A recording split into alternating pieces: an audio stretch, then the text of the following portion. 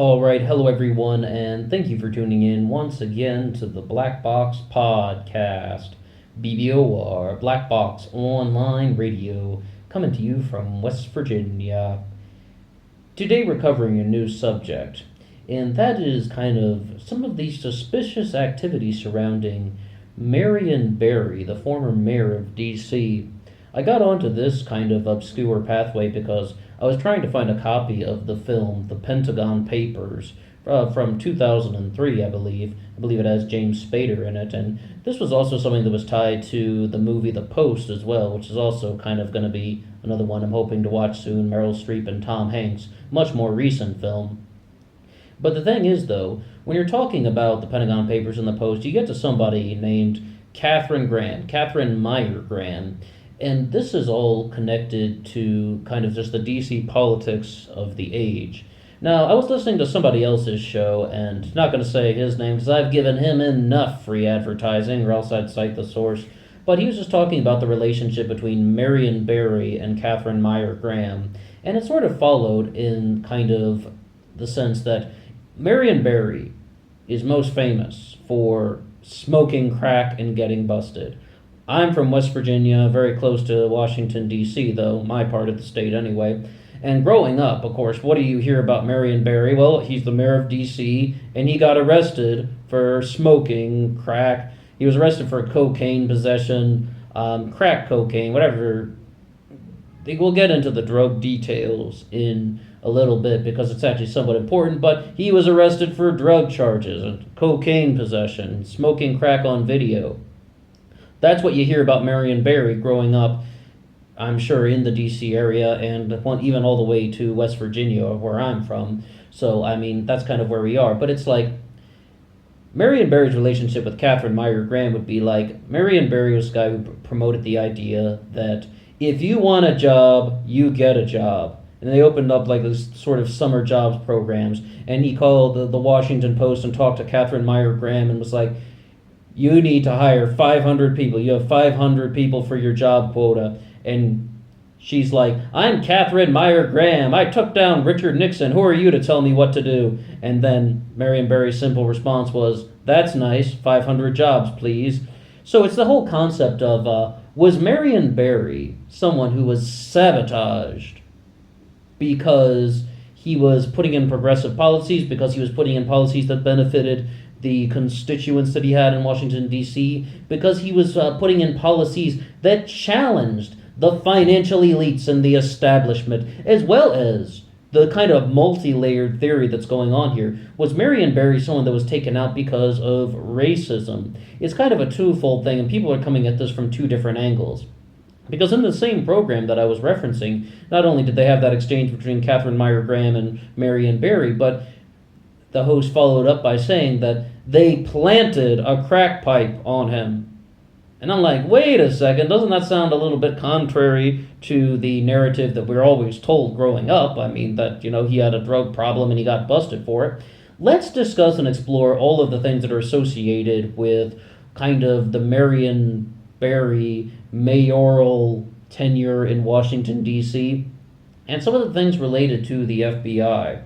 Well, in 1990, Marion Barry was busted because he was caught using drugs on video with a woman named Rashida Moore in the Vista Hotel in Washington, D.C., and they put up the video in June of this year. June 12th, I saw, was the date that they had uploaded the hour and 20-minute video. I guess they knew that I was going to get back into the subject somehow. They did it just for me. Thank you, world. But I digress from that. A very long, dense video. Thankfully, somebody in the comments section posted that jumped to 50 minutes into it to actually see the kind of heart of the issue, and you can see sort of the FBI busting Marion Barry. It's almost like a SWAT team broke through the doors and they took out the mayor of D.C. and apprehended him. But where's the real conspiracy in this? I mean, forcing jobs into the system, like, why would that be sort of a motivation for people to take out the mayor of Washington, D.C.?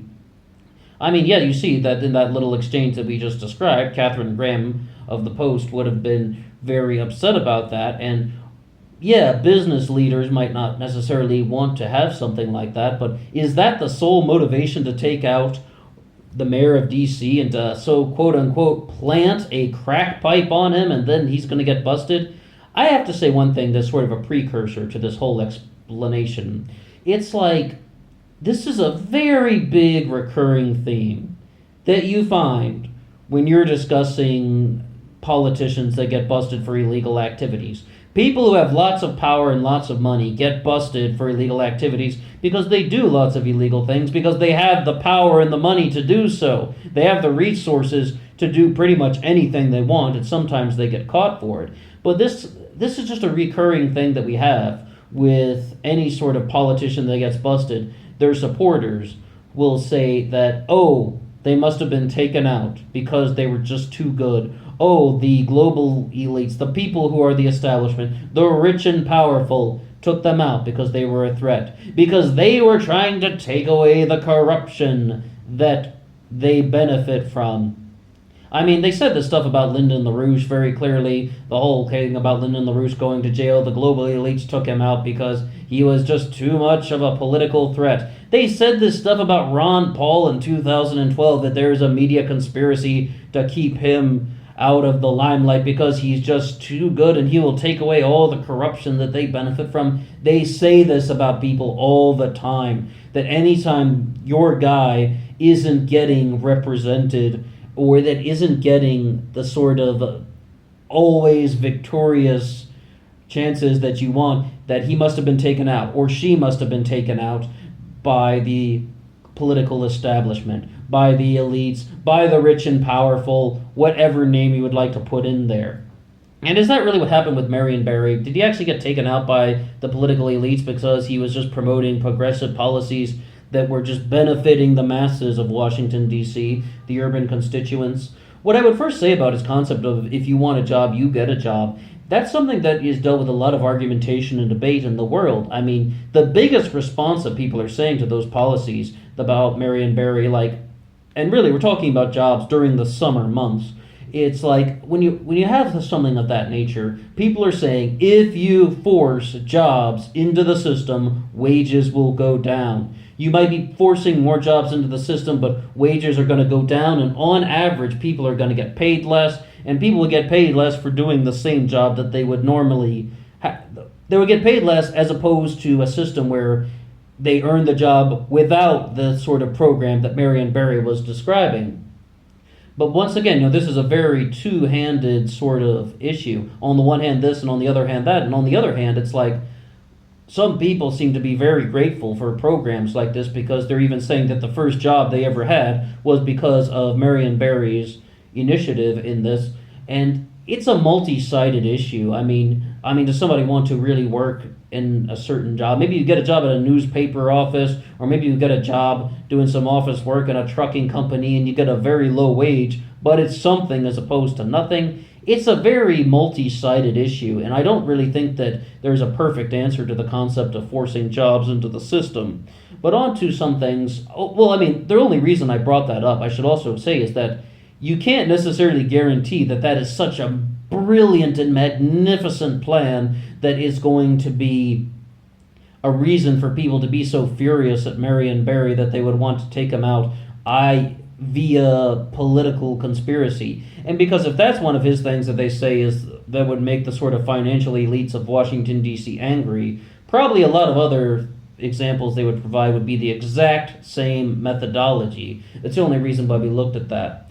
But I have something to kind of discuss here. There was a website called black90s.com which featured an article about Marion Barry and the woman Rashida Moore, who he was seen on video allegedly smoking crack cocaine. Marion Barry denied it completely until his death in 2014, pretty much, that he ever smoked crack cocaine on that video. He just said that was not crack cocaine in the video. All right, that's why we're kind of having this conversation now. But the thing is that they were saying that in this article from Black 90s, they're saying that the FBI had been putting surveillance on Marion Barry for 8 years. They put that as what they call an irrefutable fact, that the FBI had been trying to arrest him for 8 years. if you jump back to another article that it's actually called Black Conspiracies 101, but it's featured in a bunch of different publications. It's spammed around the internet. Maybe you could say going viral. That was a post from 2012. I read it in like one of the Michigan papers. What was it called? The Michigan Gazette or something like that. But it's also featured on news1.com. It was countless websites were posting the same article word for word. What they're saying is Marion Barry's drug use had blown out of control. He was frequenting nightclubs in Washington, D.C., doing cocaine, and Rashida Moore even testified that he had done illegal drugs over 100 times and that he was doing them in every part of the city, nightclubs, hotels, in his own home, and even in the governmental buildings in Washington, D.C. If that's the case, and they had been putting surveillance on him, I keep saying surveilling, I want to say putting surveillance on him for 8 years, wouldn't they have been able to arrest him before that if he had such a big drug problem? As you see, I was somewhat skeptical about kind of going into this subject. I'm like, oh, they probably just don't want to admit that the guy that they liked, someone that was beneficial to their political agenda, got busted for drugs. Oh, it's just that same old conspiracy rhetoric all over again. But I confess, that sounds a bit fishy. Because on this channel, most of what we do is just watch a few videos and read some articles, and you try to look at where are the consistent statements and where are the inconsistent statements. I'd have to say that is a horrendously inconsistent set of ideas that are expressed between different articles. The FBI has surveillance on him for 8 years, wanting to arrest him, and they can't do it even though he has this horrendous drug problem where he's doing drugs all over the city, even in the governmental buildings. Wouldn't it have been easier to arrest him there with so much physical evidence, perhaps in the mayoral office in Washington, D.C.? Wouldn't that have been easier? But it's you got to get somewhat skeptical of even the FBI narratives. And if you can't tell, I don't trust the FBI. I don't really believe that they are any different from any other governmental agencies in the sense that they are not immune to their own problems. They're not perfect. They make mistakes and they do illegal actions and wrongdoings and all of those things. All of those things. Let's examine the concept of political sabotage for a second. There is an interesting book that came out by Jeff Shepard called The Real Watergate, which talks about Richard Nixon, of course. And his sort of argument, and I guess you'd say the thesis of the book, is that Richard Nixon was not taken out because of anything to do with illegal actions. Richard Nixon was taken out because of democratic sabotage.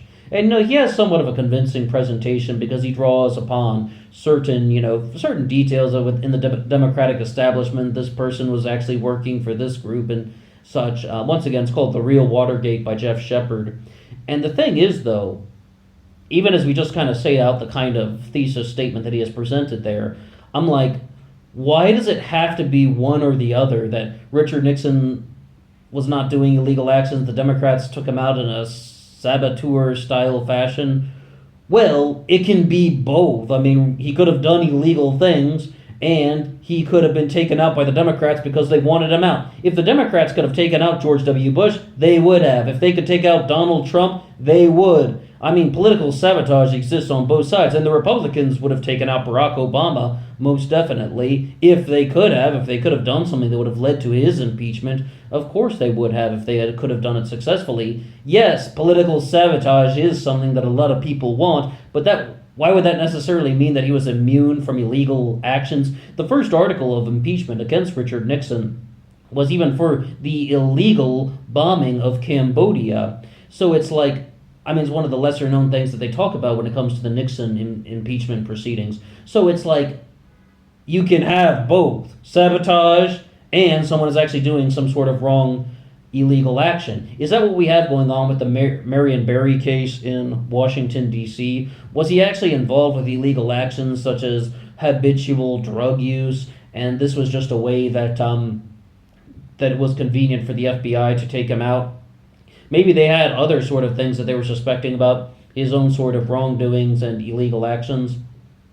Marion Barry, a Mississippi native who made his way to Washington, D.C., became somewhat influential, though, during the Civil Rights era. he definitely was someone who pulled together a lot of support from the African American community, and a lot of people were really kind of very upset about Marion Barry Marion Barry getting arrested for this whole thing. And the thing is, though, when they were kind of going through this, I mean, once again, there's this two-part kind of theory about why he was taken out.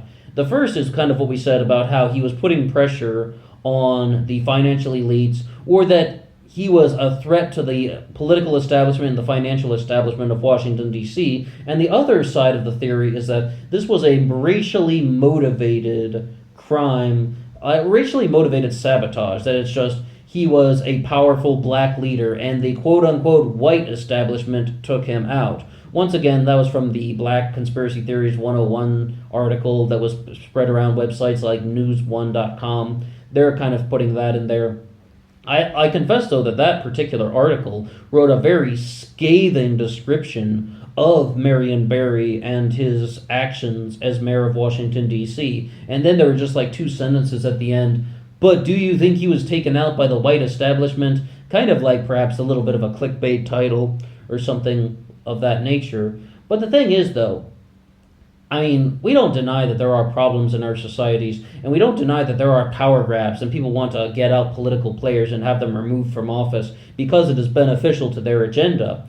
But the thing is, though, I mean, I'm not going to lie to you, it's kind of just one of those things that you're just very perplexed with about why if it is true that the FBI had him under surveillance for 8 years, but they had to wait until the end of the 8 years to bust him for drug possession, I mean, that's kind of a bit beyond belief. But the FBI's response was simple. He was busted in the Vista Hotel in Washington, D.C. Nobody forced him to go into that hotel room with Rashida Moore. And if I wasn't very clear before that, yeah, the theory is that Rashida Moore was working for the FBI, that the whole thing was a setup, the whole thing was just like, she's kind of like sort of a double agent operative. I mean, not really a double agent if she's just kind of partying with him in a hotel room and shit. But it's like, the whole thing is like she's kind of like a double operative working for the FBI but trying to masquerade as someone who is an ally of Marion Barry.